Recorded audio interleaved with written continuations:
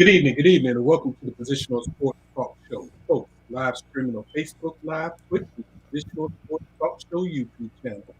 It is February 15th, the day after Valentine's Day, and we are here to provide a show, a sports talk show made for the fans, from the perspective of fans, presented by lifelong sports fans.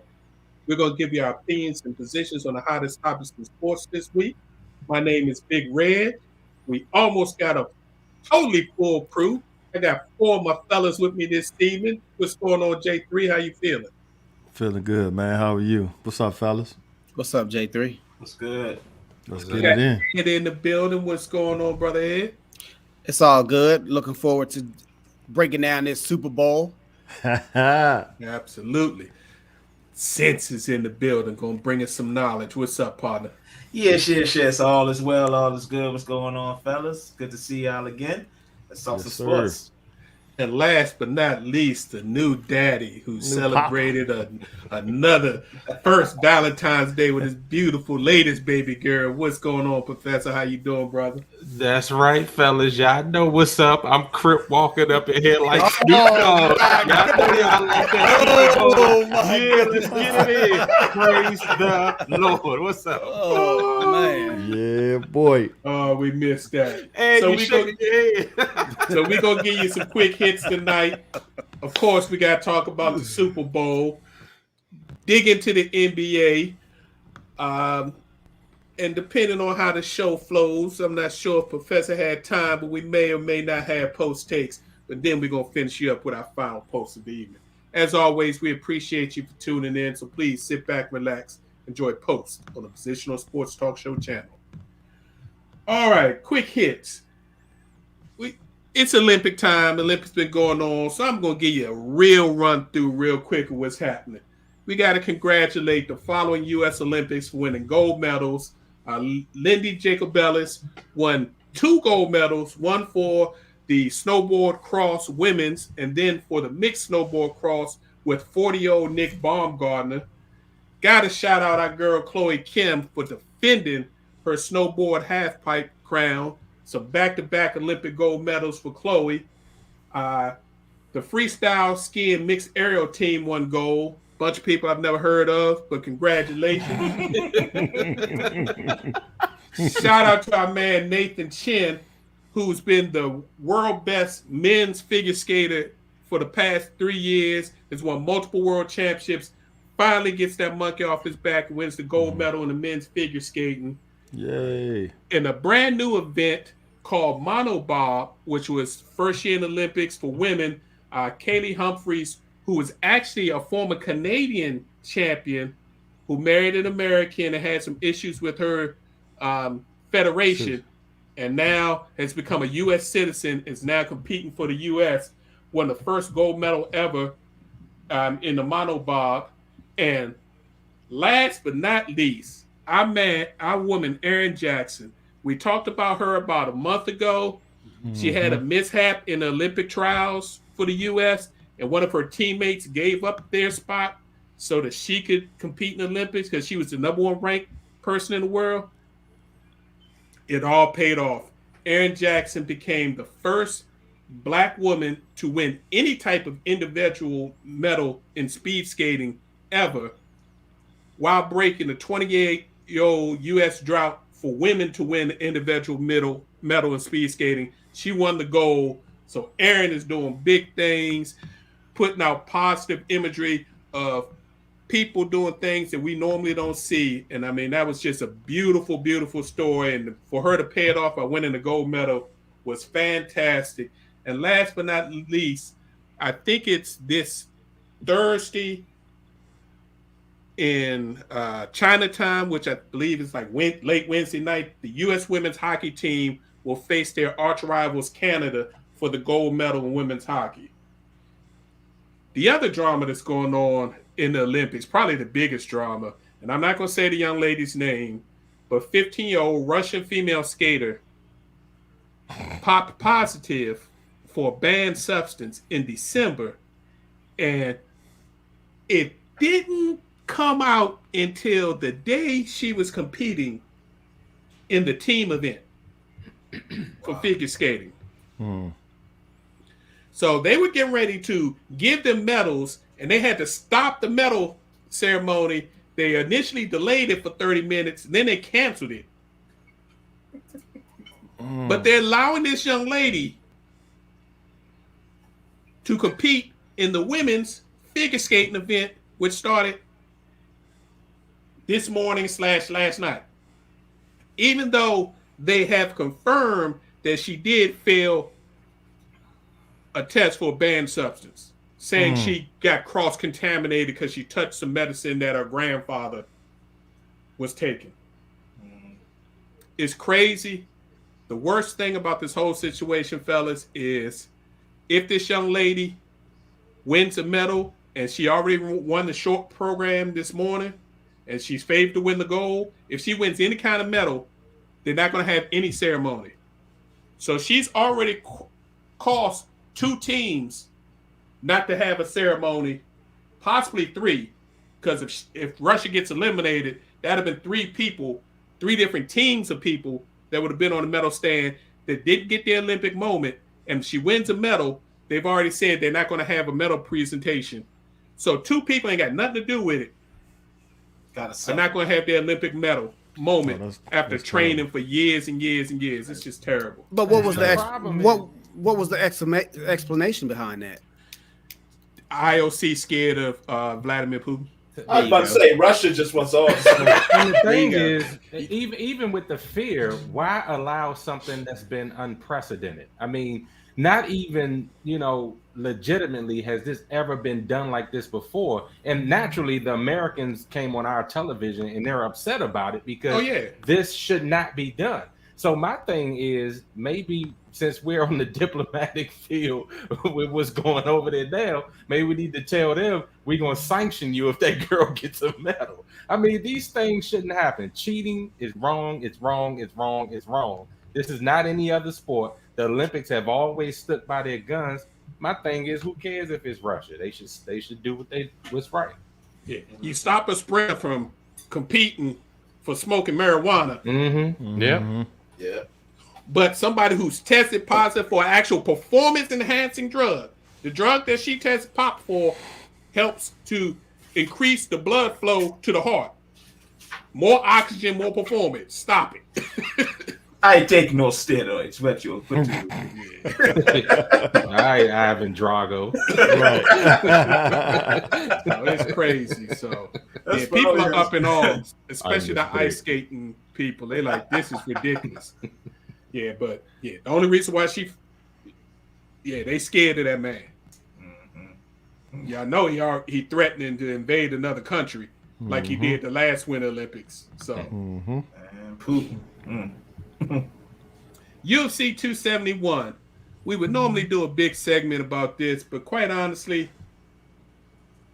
the middleweight championship fight, if you love technical matches, you probably would have got some interest in it, but it was a 5-round chess match with not a lot of action. But our man Israel Adesanya did defeat Robert Whittaker for the second time, retaining his middleweight championship, doing his thing. The fun fight of the night was Tuivasa against Derek Lewis. I love Tuivasa. While they started off a little slow, they started banging in the second round, and he caught Derek Lewis with an elbow, and it was game over. And then, of course, he went out into the crowd and did his shoeies. How are you doing that?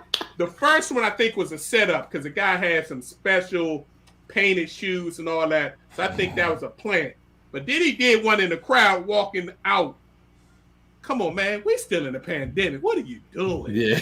I'm sorry. I'm sorry. But the win for Ty does set up a possible heavyweight championship bout for him later this fall. And in the next to co-main event, Jared Cannonier beat Derek Brunson by a second-round knockout, setting up a potential fight against him and Adesanya. So that should be an interesting fight. And last but not least, got to say for the boxing fans, about that's probably 5 years too late, but will happen this Saturday. Amir Khan is going to finally fight Kell Brook. The two British fighters that have been talking trash to each other for over a decade are finally going to get it on. And they also have the women's WBA junior middleweight title fight for the vacant belt is on the line. So that should be some interesting this Saturday, ESPN Plus.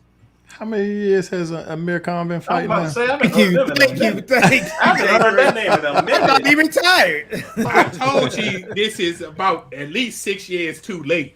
Man, But these are the biggest British fighters at one point in time out there. Both of them That's are way not past seen their too. prime. But hey, they're gonna make some money and hopefully they can go away in a retirement. Let's get into this Super Bowl, fellas. Congratulations to the Los Angeles Rams for winning the Super Bowl. We went from never having a team play in their home stadium to back-to-back years. Not only did the team play in their home stadium, but both home teams won their titles. The Rams beat the Cincinnati Bengals 23-20. I got my opinions, but I'm going to let y'all blast off first before I get into mine. What y'all think of the game? I told you they was gonna win. Now let me stop. It was a good game. Stafford did what Stafford does. He threw interceptions. However, it's a team effort. The team pulled it out. The defense stepped up at the last second.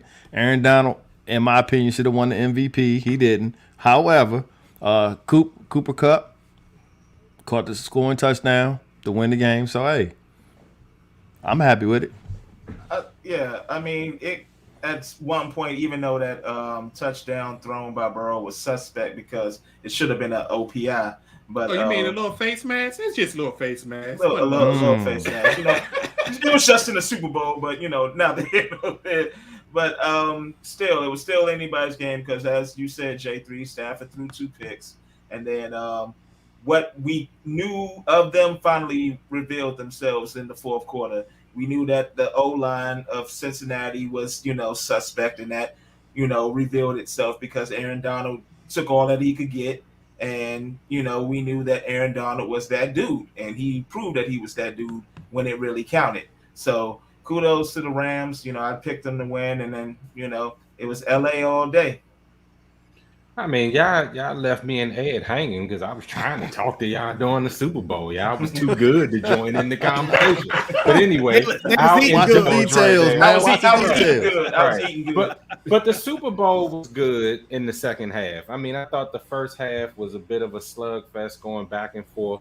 I mean, let's not gloss over Matthew Stafford. The first interception was thrown because it would have been like a punt anyway. So you can wipe that off. That pass that he threw to Skoranek, had that been OBJ, that would have been a completion. When you don't practice with somebody, he's a rookie. I mean, it's just the timing was off. So he batted the ball in the air because it was a little ahead of him. But Odell's big hands would have snagged that joint and he kept running. But that's neither here nor there. I told y'all my man Matthew Stafford was going to get his trophy, whether he was the MVP or not. And I agree with you, Donald should have been the MVP because he anchored that defense the entire game. They came on at the end of the third and just dominated in the fourth. I believe that the Rams did what they needed to do. And I'm going to say this to y'all because y'all was laughing at me. Well, you weren't laughing at me. But I told you how good Cincinnati's defense was and that they deserved to be in the Super Bowl.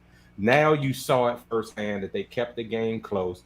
But in the end, that man and Cup, they did their thing and they got the Super Bowl win. So I thought it was very entertaining, much more than the halftime show, but that's neither here nor there.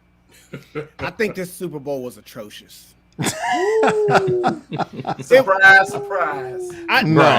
Right. Say it ain't so. Here's my initial thoughts on the Super Bowl. I think if you have a Ferrari, you cannot take it to a Hugo dealership to get it serviced. You have to let Ferrari technicians handle your vehicle. Zach Taylor I knew that's where he was going. should be fired today. He should have been fired Monday. Actually, he shouldn't have been allowed on the team plane back to Cincinnati. Wow. Let us not forget This man was 6-25 prior to his Ferrari arriving at his doorstep. He needs to be gone. What we have a situation like this, Simpsons is going to be able to follow me on this. What you have is Avery Johnson getting canned for Rick Carlisle. You have Doug Collins getting canned for Phil Jackson. You have Mark Jackson getting canned Steve Kerr. Yeah. for Mr. Kerr. What I'm saying is, there comes a time when you got to look in the mirror and say, this dude can't coach. You can't be down to one viable offensive player, Cooper Kupp, one viable offensive player, and lose that game. I don't care how many deficiencies you have along the offensive line. You cannot lose that game when basically you have to cover one man. The starting tight end wasn't even on in uniform. OBJ, hope he has a quick recovery. His knee is non-contact injuries. We all know how those end up. Yeah, unfortunately. And let's be honest, you made, as Professor J just referenced, Cincinnati's defense made to their half credit. They made them one-dimensional. They could not run the football. So you had to. Right. So you was down to Stafford and Kupp. That's it, and you couldn't win that game. You couldn't win that game.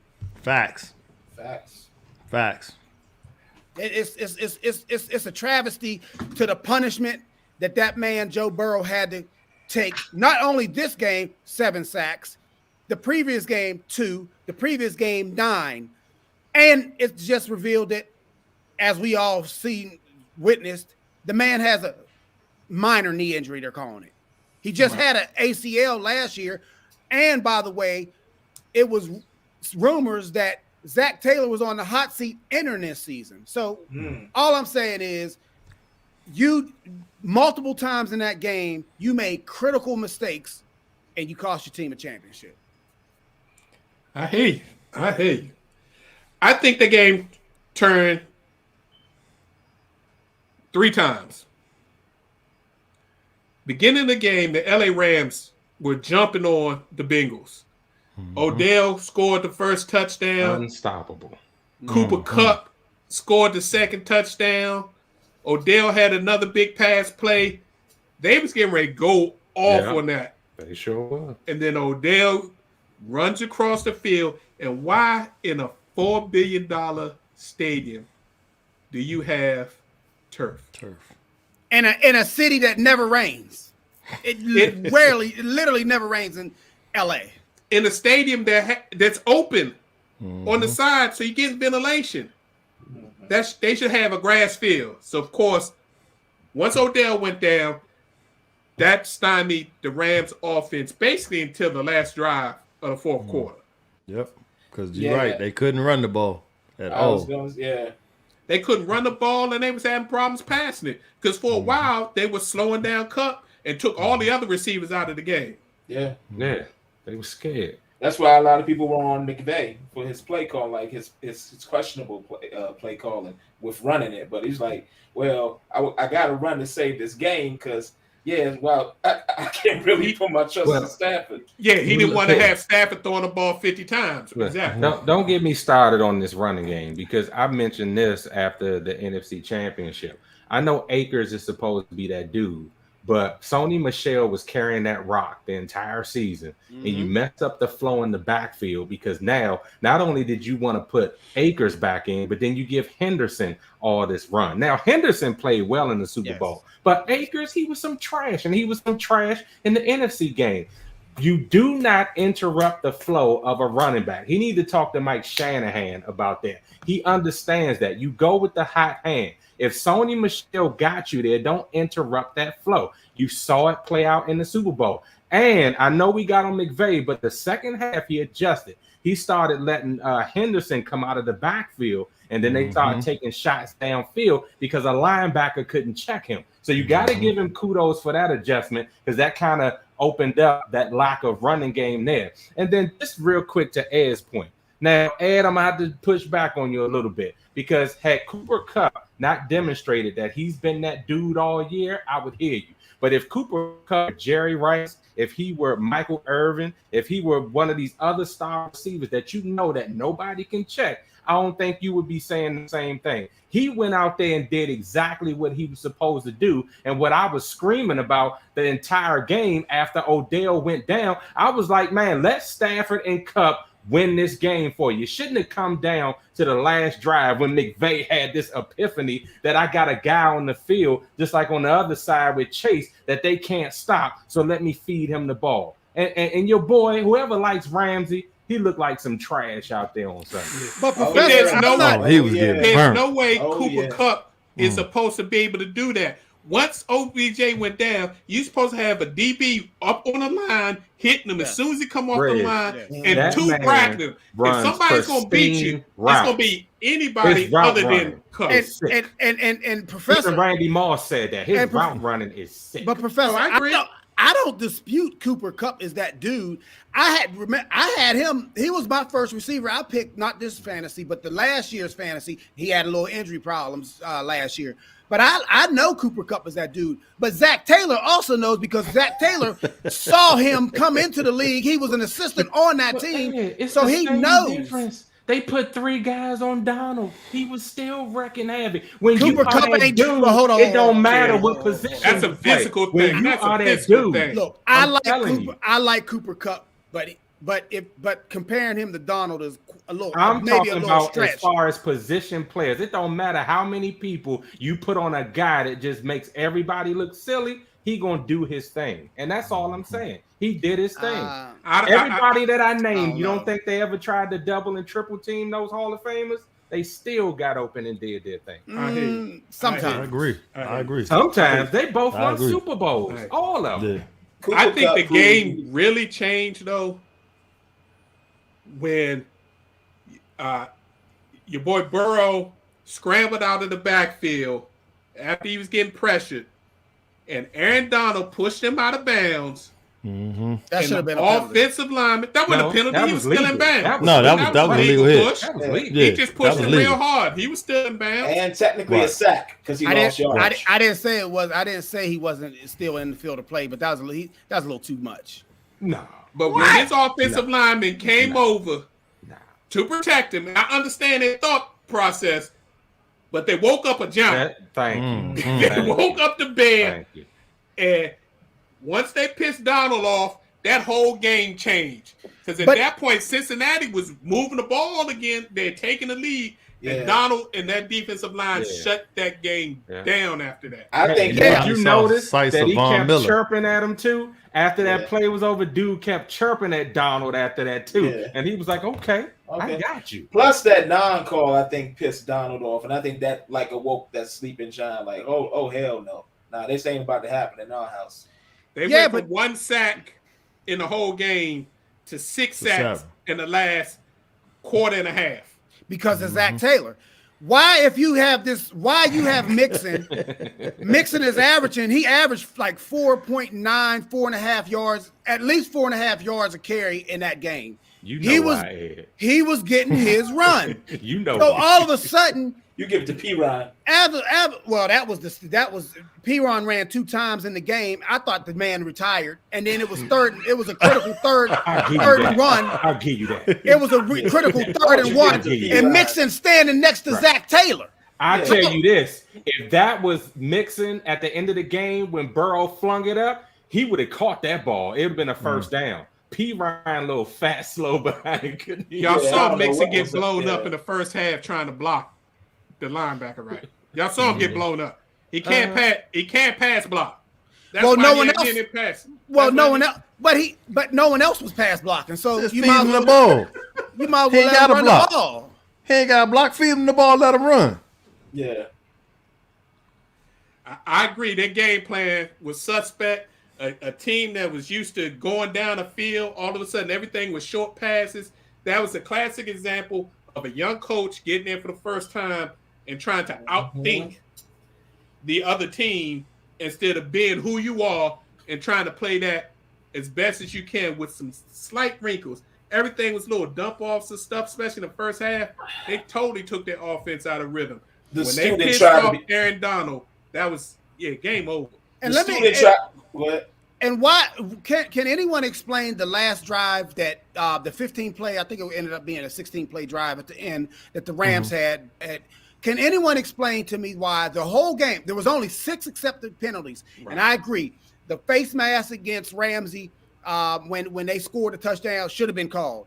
Yep. But for the most part, there was only 6 accepted penalties in the entire game. Why is it that you wait until the last drive in the red zone to start throwing flags on a mythical hold against Cup to put it right there on 1st and goal all over It again? wasn't On mythical, third but down, I get your argument. That wasn't linebacker play mythical, was a though. good play. That linebacker play was a good Nah. play. You wait until he they grabbed his shirt, but he didn't impede his progress at all. Nah. Can They you been grab? doing that Hold all on, can you game. hold somebody? I didn't know the rules changed. You can hold somebody now. it wasn't a hold. He wasn't I holding. didn't- He was just. I didn't know he they didn't pull changed him. Big Reg. I He didn't know. pull him. He didn't Oh, pull him. You see DBs with jerseys all the time. As long as you don't pull them, turn them, or impede I them, get why that's y'all not upset that interference. they called it at the end of the game, but those were still fouls by the letter of the law. I'm sorry. Well, not according. They hadn't not been calling according that to- way all game. Like Ed said, they'd only been 3 penalties accepted before they threw 3 penalties at the end of the game. Well, they had to make back up for to that back, missed too. call with Ramsey because that right there was egregious, and it led That to was a so touchdown. egregious. That was Yeah. terrible. That was I agree. blatant. Had That was true. Cincinnati won, that would have been the play that lived in infamy. And That's it- true. it would That's have true. been a- Yeah, that would have been a New Orleans Saints play right there. Stuff that be happening to them. And shout out to Cooper Kupp because that safety tried to give him a kill shot Oh yeah, in the yeah, end zone. yeah. I On would that have play, he scored the game on touchdown, but line. it was offset Yeah. penalties. Yeah. He sure tried to give him a kill shot. I would If you're have going to take that penalty, you might as well just go ahead and lay him yeah, clean out exactly. and just deal with it because What about You the let missed that man extra do point? Oh Oh, yeah, yeah, that that was was huge. wrong. That's extra That was point. That was nerves. huge. that was Yeah. dumb. Yeah. Yeah, shout out to was, Boy that was Wonder. a Tony Romo play right there. Them nerves got the best of them. When you get down to it, the student tried to beat the teacher, but Yeah. it didn't work. And Exactly. shout out to Boy Wonder, aka Sean McVay. being It's the kind of youngest sick defensive- how extensive his tree is at 36 years old, though. Oh, it's stupid. Yeah, Mm. yeah. It's Yeah. stupid. And again, talking about coaching negligence, there's no way in the world Eli Apple is supposed to be lined up against That's what I'm Cooper saying. Kupp at any time in the game. Especially not at the end game when they need a touchdown, and you line him up when they go 5 wide, and you got Eli Apple on Cooper Kupp. 1-on-1. That was coaching malpractice. All day. Yeah, Now that's where I agree with Ed on that. They should have never. Taylor should get fired for that one. We know Eli Apple's resume. But you know what? I hope they keep Zach Taylor. I do. There go that Steeler fan coming I out. Uh-huh. There go that Because- Steeler fan coming out. As long as he's coaching that team, Pittsburgh and Baltimore will be back. We'll be back. Yeah. Because their quarterback and them receivers they have they're going to be good enough. They're not going to be picking number one unless they get Burrow hurt. I'm telling you, they better get a line in front of this man. Because if they don't get him blind in front of this man, his career is going to. You talk about It will. Andrew Luck. I mean, It's going to be his shorter career than is gonna Andrew be Luck. chopped short. And that's why Carson Palmer said what he said. What did was he like, say? I "Man," didn't hear him. Yeah, he just pretty much talked about how piss poor organization that they are because they didn't get him what he needed. So they saying but basically what you just said. If they don't start putting the right tools around him and getting him a line, his career gonna be cut short. Yeah, Because that's remember, true. Carson had a horrific injury as a Yeah. Bengal as well. Mhm. Yeah, and refused to play for him, Yeah. and basically retired until they finally said we'll get something for him when he went Yeah. to Raiders. We will see this offseason. They've got the 3rd or 4th most cap space. They got almost $59 million available in cap space. They're not paying anybody really any big money. And they got all their draft picks. So if the front office doesn't get the top 2 offensive linemen on the market and pay them whatever they want, and the first 3 to 4 draft picks on offensive linemen, all of them should be fired. Time will tell. Right. Yep. Time will tell. We'll see you won't want to come to Cincinnati. As far as viewership, the game had over 101 million viewers on NBC and Telemundo, and they had another. Walking. Y'all funny. They added another 9.2 million, roughly. They're saying almost 10 million on streaming platforms. So, hell of a turnout in today's market. It's crazy. Before we get off the Super Bowl, which team do you guys think has a better shot of getting back? The Rams or the Bengals? Rams. Without a doubt, the Rams. Yeah, if Aaron Donald don't retire, Rams. Like I said, I think Cincinnati, it all has to do with how they, like you just said, Big Reg, how they rebuild that offensive line. Because, I mean, be honest with you, I just don't have any confidence in the organization. And that might be a little bias attached to that. But if they do spend the money, if Mike Brown comes out of that, that pocketbook and spends money, which historically they've had some issues with being labeled as cheap. But if they spend some money, because they have brought in for some free agents, I think they signed between the last 2 years 7 or 8 high-profile free agents that's on that defense, a little lesser-known names, but obviously you can see where they ended up. But if they invest the right type of money in that offensive line, there's no need for Cincinnati. There's no reason Cincinnati can't rewrite back there. Nah, I say no because the AFC number one is going to be too stacked. I mean, you got, of course, Mahomes. You got Allen. You got Burrow. You got Herbert. I mean, you got Jackson. Cincinnati had their shot. Unfortunately, it didn't pan out the way they hoped it would.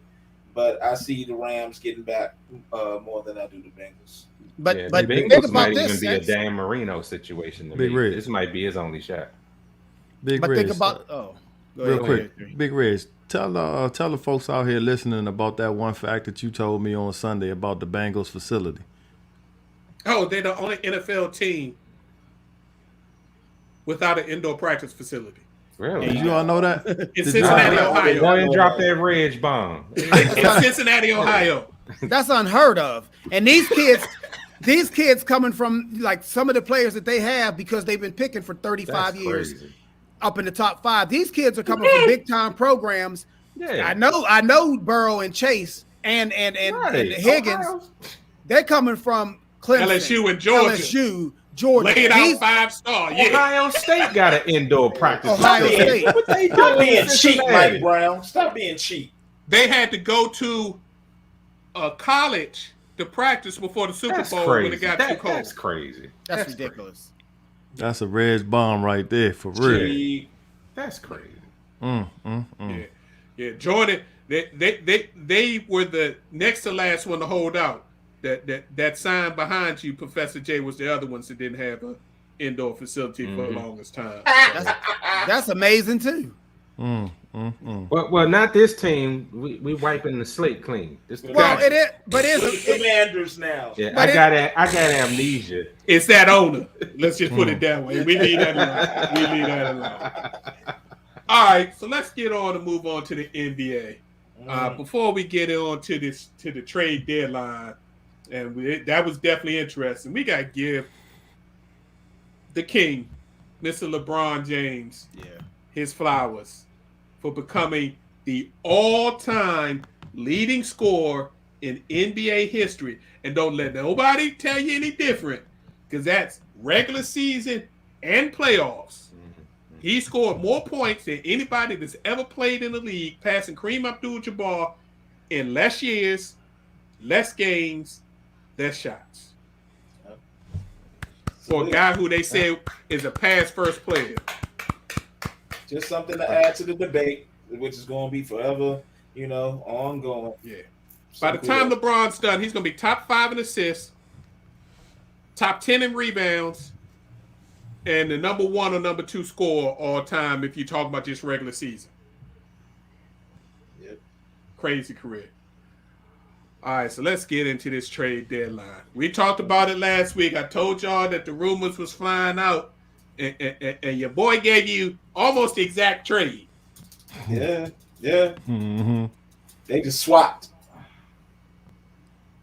Ben Simmons, and they finally ended that drama in Philly, along with Seth Curry and Andre Drummond, plus 2 first-rounders, which was really huge. And Brooklyn came up, Lord. Mm. Where Brooklyn at? In trade for James Harden and Paul Millsap. So the Nets got rid of their problem and swapped them for the Sixers problem. Well, it's a good problem to have, especially when with the dudes that you added along to it, in addition to who you already had in Patty Mills. Like, Lord, jeez. Oh, Yeah, So I shooting think- shouldn't be an issue. Yeah, I think the Nets, I think it's actually a good trade for both teams. Yeah. I think the Nets actually got three potential starters. They needed size. Drummond gave them something they didn't have on their roster at all. And Drummond's been balling quietly. Yes. Yeah, he's just been Yes. coming off the bench because he's playing behind probably the MVP, Joel Embiid, this year. But when Embiid was hurt, Drummond was dropping 20 and 18 and 20 and 14. Mhm. Mm. So And you he's still got balling. Aldridge. Aldridge, you still got too. Yeah. you You got He's- the boy he's Steph scoring, Curry. man. So they brought in somebody who can't shoot, but they brought with him somebody who can shoot and who doesn't need the ball a lot. And then, of course, go ahead, Ed. No, you can finish your thought. I just still think that even though with the principal two involved, with Harden going to Philly and Simmons being shipped to Brooklyn, I just think that just those two alone, it's beneficial for both teams because, like I quoted Tomlin saying, we want volunteers, not hostages. And obviously, Simmons' time in Philly had run its course. He was not happy. And Harden, if you believe him, in his press conference, he clearly stated that he wanted to come to Philly first. Now, again, that might be a little propaganda, propaganda, or make it, endearing himself to the Philly fans. I don't know. But obviously, something went south in Brooklyn, and he just did not want to be there. We probably could speculate what that was, but that's just speculation. Kyrie, Teammate. His coach. Yeah, Teammate. he didn't want to play on a team that was two different Teammate. teams. That was the issue. Yeah. Right. right? And the organization that said he wasn't going to play at all at the beginning of the year, and then when things got a little rough, instead of believing in him and KD, they changed course and say, "Oh, come on, we're going to let Kyrie play in away games." I swear. James Dance was, puppets. yeah, that's when that hamstring started getting tight, and you notice he started looking a little puffy again. That's that New York pizza. I saw him at shoot around He looked at the slim and trim, 76ers. didn't He Chisel. was nice and fit. So James got away. I don't know if he just be sticking his belly out or something. But Yeah, James they play. said he be putting on a bodysuit. Put on the bodysuit. He be putting on a bodysuit. James James be be looking knowing. fat. All of a sudden, he get to Philly. James trim as what? Well, y'all know, man, James Harden is not a champion. He still won't get a championship even after this move. And I mean, more power to him. But to me, the Nets came out with the better team. yeah. They shook Oh, hands that down. tree and they made something Again. happen.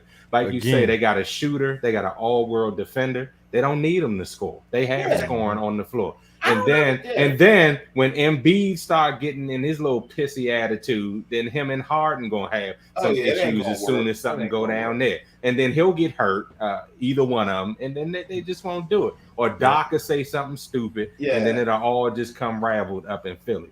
So I don't- I agree with Stephen A on this one. This was one of the worst moves. And Yeah. what's his name? Daryl Morey. Yeah, Daryl Morey. he on the clock because He he gonna wanted get his fired boy. at the Oh, end of for this. sure. Yeah. Yeah. He I got don't his understand. boy. Yeah, I don't understand how people are saying Philly got the better end of that trade Nah, and Philly's well, going to they be didn't. much better. Do you see who that, like, first of all, you lost whatever shooters you had in Philly by getting rid of Seth Curry.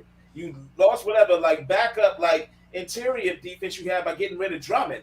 You just added, and you added 2 first-round picks to boot. Like you just pretty much made Brooklyn, who's still sitting at at the top of the play-in spot.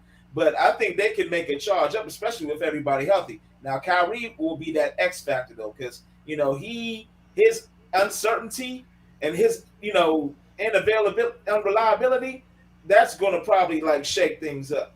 So is Brooklyn gonna come out the East? No, Not this year. You heard it here first. If KD comes back and is healthy for the rest of the season, they don't need Kyrie. Well, that's true. Mm-hmm, true. Ben Simmons is an elite defender. Seth Curry can be that other long scorer. Shooter. And then with the size that you get with Drummond and the extra possessions Joe that you Harris get with coming Drummond, back too. Yeah. they say he's coming back. He's been gone all year, so I believe that when I see it. Are we gonna get LA Drummond or are we gonna get Detroit? Yeah, I'm I mean, I'm just asking for a friend. He's been balling this year. I'm just telling you, he's been balling this year. Yeah. When they let him play, he's been balling. So we will see. So it'll be interesting to see how it plays out. A sneaky trade that happened. The Milwaukee Bucks picked up Serge Ibaka. Yeah, they did. Now I know Serge is old at the end of the game, but they needed a big body because Lopez has been hurt all year. Yep. Yeah. So now they got a body who's won a championship and knows the grind, who wasn't playing a lot in the Clippers. Yeah. That was a sneaky little trade. Now they did have to give up my man Dante DiVincenzo. I didn't understand, but they did pick up some on the verge of picking up some additional defense by picking up DeAndre Bembry. That's right. That's what I was going to throw in there. That's right. Yeah. That's right. That's right. Yeah. And the Celtics picked up guard Derek White from San Antonio for Langford and Josh Richardson. He may actually make that twosome up in Boston work. Yeah. Because he is a traditional point guard, and he's actually going to make sure that they run some offense from time to time when they start getting to ISO ball games. So I see that. I like to see that happen. And he's a big point guard too. Boston's on the winners of 8 straight. So even without watch out for Boston. Right. Real quick sidebar. Is it over? Is the party over for Popovich down in San Antonio? Well, he's 70. Yeah. I think Popovich should just retire. I don't. And that's who I wanted. What was his name? Becky Hammond to take over the Spurs after he was done. But I guess time and everything. But they offered her $1 million a year. She wasn't going to pass that up. So, what y'all think, real quick, because it don't need a whole lot of talking. What y'all think about the Wizards and the Porzingis for Dinwiddie? I didn't see that coming. I swear to God, I didn't see that coming. I'm like, y'all having a fire sale or something? Y'all having a fire sale? You basically got everybody. You got rid of Trez. You got rid of Dinwiddie. You got rid of you basically got rid of everybody. Ernie Grunfeld disciple. That's all. They just paid Davis Bertans and then traded him. I know. Right. He wasn't doing anything though. He stayed hurt and was bricking every time he got on the floor. Wizards can't buy a game, man. Nope. Nah. But what I don't see what their end goal was. Like what Me neither. What was the end goal? So I mean, I could see if you're trading these players. And if for draft picks, I understand, but does Porzingis have an expiring contract? No. Why don't you get Porzingis? No, he doesn't have an expiring contract, and he doesn't. I don't see how he fits in the team. Right. Well, that's what I'm saying. They already got 2 bigs. He's gonna be another Gortat. If he can even stay on the floor, he can hope to try to be Gortat.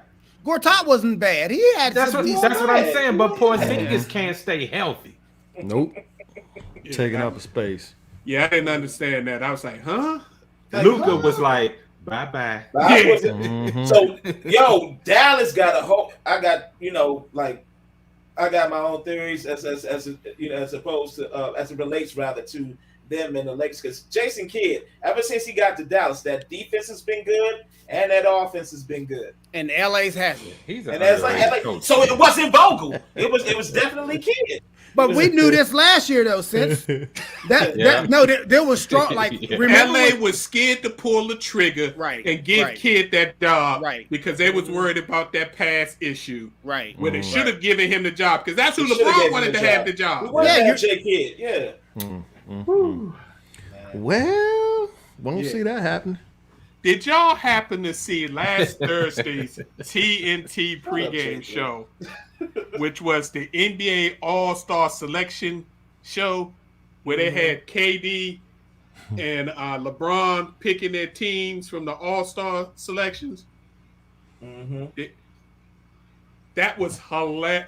That was KD, must-see TV. If you didn't see it, Google it. That's where I like Charles Barkley because he does make some make Of it course. funny. Love Chuck.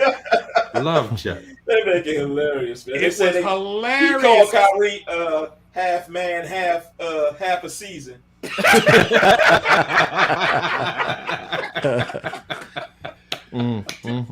To see KD trying not to say anything about Harden and then to avoid picking him, James Harden was the last player picked out of all the All-Stars. Because LeBron was playing along with it. LeBron was like, I ain't going to take him. I want to stick him with you. KD did everything in his power. He's like, man, that ain't happening. So, We need My- size. We need. That's terrible. I'm Your gonna go own with the teammate. young guy, the first time All Star. He did that twice. You Your gonna go own with two teammate. first time All Stars and a former MVP sitting on the. It was hilarious. You gotta watch it. But that makes me a little suspicious.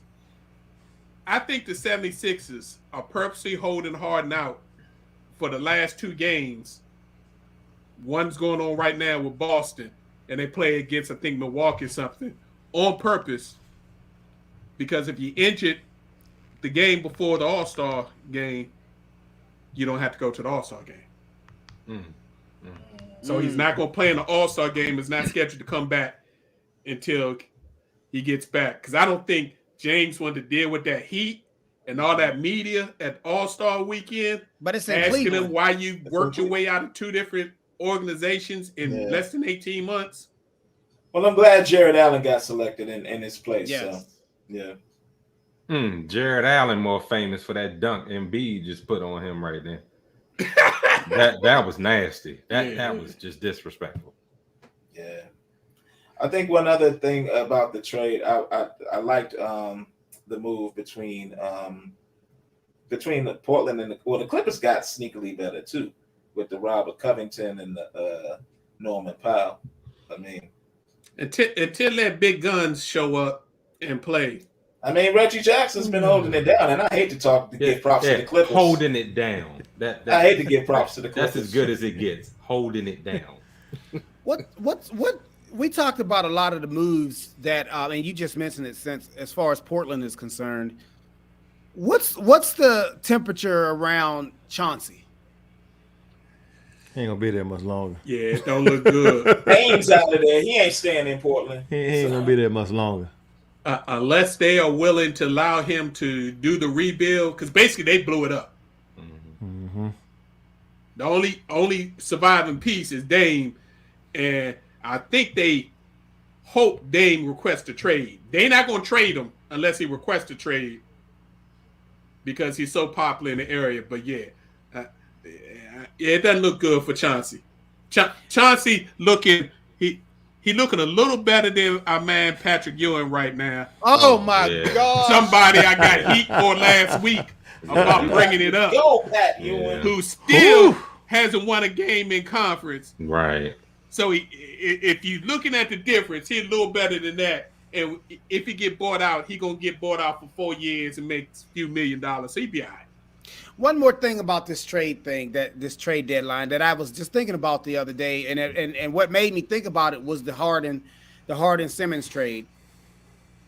This just goes to show that the NBA players are so powerful. The stars, they are so powerful they don't get traded to random teams. They get traded to exactly the team that they want to get traded to.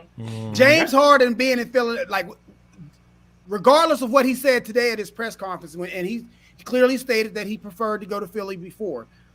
I'm not going to dispute that. That's neither here nor there. But all I'm saying is, shortly before this trade went down, a few weeks before, you started hearing rumors about Philly.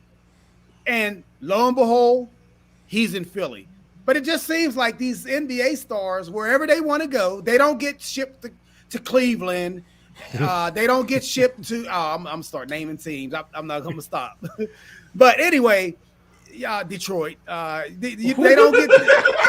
Shots fired. I mean, Kawhi didn't want to go to Toronto. He wanted to go to LA. Toronto is a phenomenal city, though. I mean, but he didn't want to go there. He didn't want to go there. Well, that's San Antonio stuck it too. Exactly. San Antonio after stuck it that too. Kawhi trade, that's when the players started to control their laugh. destiny and say, "Well, no, I don't want to be traded here. I want to be traded here." It started with AD wanting to be traded to LA. He didn't want to be traded anywhere else, and then it's just spiraled from there. When you're paying somebody $35 to $40+ million a year, they start to say where they are going to go, and that's what it comes down to. Or if you don't want to do what I'm going to do, I'm going to be like Ben Simmons and basically Sit out. walk away from $20 million, because Ben Simmons is basically walked away from $20 million not to play.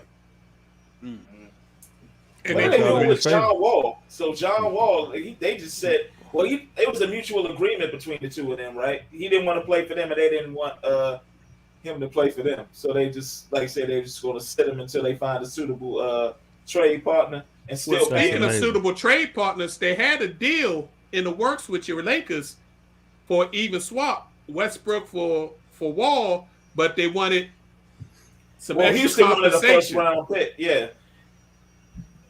But see, and that's why I say fire Rob Pelinka, because I still would have made that deal happen, because Houston was willing to even add in Christian Wood for a first-round pick and Taylor Horton-Tucker. Fire Rob Pelinka. Apparently, they don't want to give up that the 2027 first round pick. Who cares about 2027? Exactly. Yeah, it's crazy. So right now, leading your conferences, Miami Heat are leading the East by half game over the Bulls and 2 games over the Cavs, 2.5 games over the 76ers. It's real bunched up, and the Bucks. The Western Conference, we don't talk about this team, but the Phoenix Suns have been by far the best team in the league all year. No doubt. They 5 games ahead of the Golden State Warriors now, best record in the league. And the next closest team, the Clippers, who are still in the top 8, are 18.5 games behind Phoenix. That's how bad Phoenix is rolling. So let's do this. All right, that's it for our basketball. We will be getting into more NBA weekly now that the NFL season is over. Of course, we're going to do a little draft and all that stuff. Definitely going to start getting into NCAA basketball, men's and women's, because it's starting to get hot, starting to heat up finally. All right, we are ready and willing. Professor, do you have anything to bless us with tonight? If not, I don't mean to put you on the spot. We good if you don't. Yeah, I got some quick ones just to give y'all a quick laugh real quick. Okay. All right, so let me jump on those real quick. All right, y'all. So here we go with the post takes. Tonight's title is Questionable Things at the Super Bowl. All right, number 1. Did you see The Rock's pants? Did you see it? That's all I want to ask. I didn't see it. Number 2, well, Google that joint. The Bama that ran on the field after the Bengals interception in the first half. He should be cut. The Bama socks and right, and slide. Yeah, slide. Right. Yeah. Got a 15-yard penalty and everything. Mm-hmm. Yeah. Exactly. Number 3, 50 Cent looking like a plump orangutan. Because he's hanging upside down and everything. All right. Number 4, anything that comes out of the mouth of Tiki Barber. And I'm going to just leave that one right there. He wants to smoke with Stephen A. Yeah. Number 5, the old lineman for the Bengals poking that bear, Aaron Donald. He should be cut too, because he just lost the Super Bowl. Bama. Number 6, The no-look pass from Stafford to Cup. Did you see Yeah, that, that was ridiculous. Mahomes? Did That you was see ridiculous. that, Rodgers? That was dope. Watch it in slow motion. You'll see what I'm talking about. And lastly, I love you, Ed. But Ed thinking the Super Bowl was atrocious. Are we not surprised? Thanks, Ed. You ended it for tonight. These are your post takes. Y'all be easy. Thank you. Like, why are we not surprised? I hear you. Well, I know the professor's got to jump off real quick. So, Professor, if you got a final post for us real quick, why don't you hit us with us? You can go ahead and jump off. Yeah, since yesterday was Valentine's Day, I'm sending my love out to all my fellas, all your families, all your lovely ladies, but certainly to the loves of my life, my baby girl Jalen and my wife Janine. Thank you so much for being the classic example of what a beautiful pair look like. And of course, I'm not leaving out my other two daughters and my son. Love them too, but just wanted to give that up for you all. You all be blessed. I'm headed to another podcast. Love you guys. I'll see you soon. Peace. Later. Peace. Peace. See ya. J3, you up? So I got a question for you all. At what age should you actually leave the sport that you play in? When you can You when can't you play can no no more. longer perform at a top level. So with that being said, who do you think is the number one player who should have left his sport a long time ago? Now, just don't limit just to any sport. Just think about that. What athlete should have left their sport at a younger age than they did? I would say possibly Jordan, because when he came back with the Wizards, it wasn't a good look. Nope. But that was a setup. Jordan got set up out of ownership. Any sport. I didn't say what sport. Just any. Think of all the athletes, all the sports. You got What me. athlete do you think should have left the sport sooner than they did? I'm going to go way back for you. Pele, who Nope. came back for soccer. That's my opinion. Ed. I want to say someone in baseball, but immediately, of course, I'm Pittsburgh centric. I'll say Yarmir Yager. Nope. The person who ranked number one in this question was Muhammad Ali. Oh, okay. Yeah. Oh, I mean, man. no, absolutely. Yeah. Yeah, I get that. Him and Larry Holmes, Lord, that was just Yeah. tragic yeah, to watch. Yeah, Larry didn't even want to hit him. Larry was like, please stop it. That's my idol. So, yeah, I give you that. I give you Something that. to think But, about. Unfortunately, he lost millions of dollars because the system was against him and was trying to make back some money that he ended up making after getting out of boxing. But that's a whole nother story. Good one. Ed, you up, partner? I wish Professor was still on here because he gave me this little tidbit, and I had to do some research before it, and I was fascinated by it. But Tiki Barber, his defense of the Giants' ownership is borderline laughable, but it's also borderline tragic, and it's also borderline irresponsible. And we talked about irresponsible and the responsibility of black media. To say for his accusations that he can't see the blatant racism that is present in the NFL, and to pin this suspect hiring of minorities on they just weren't good enough is just sad. It's Yes, really sir, sad. boss. Can you say puppet? So look, I've always said that you can hire whoever you want. If you own the team, you can hire whoever you want, and I stand behind that. But let's call it a spade a spade. You know, let's not try to game because you have an agenda and it's a personal agenda. That's all I have. Good one. Cinch, you up? Well, Big Red, since you have gotten me more paying attention to boxing, I had a chance to check out the boxing show Max on Boxing on Friday, and he did a one-on-one interview with a guy that I'm definitely going to be paying more attention to by the name of Josh Taylor. Like, Yes. that dude is the truth. 140-pound king, Mm-hmm. unified champion. Absolutely. and he's got an upcoming bout that I'm definitely going to be tuning into. And yeah, like Josh Taylor's that dude. I like it. Yeah. Max on Boxing is a good show. It comes on Friday around 5:30 if y'all want to catch it. The week before, he had the heavyweight king, the Gypsy King, on, and he slayed the heavyweights. He slayed them. He called most of them bums. It was hilarious. He was on there for like 15 minutes. It was crazy. So yeah, Max. That's Max's love. That's what Max is he loves boxing. Yeah. If anybody, and I real quick, if anybody just watches Max with Stephen A, that's not really his thing. But I guess it is what it is. But Max, when it comes to boxing, Max is that dude. I mean, that's his like you Big Ray. I mean, that's his love. So yeah. That's a good shout out right there. Yeah. And I want to point out some hypocrisy. This past weekend, the PGA had their Phoenix Waste Management Open, and they had this famed 16th green, which is a par 3 course that's surrounded. They built a mini amphitheater around the 16th green, and they made that thing turn into frat house party when 2 different golfers hit great shots, hit hole-in-ones, and you had 20,000 people in these stands, and the majority of these drunk white men, and I'm putting out there, threw beer over the whole crowd.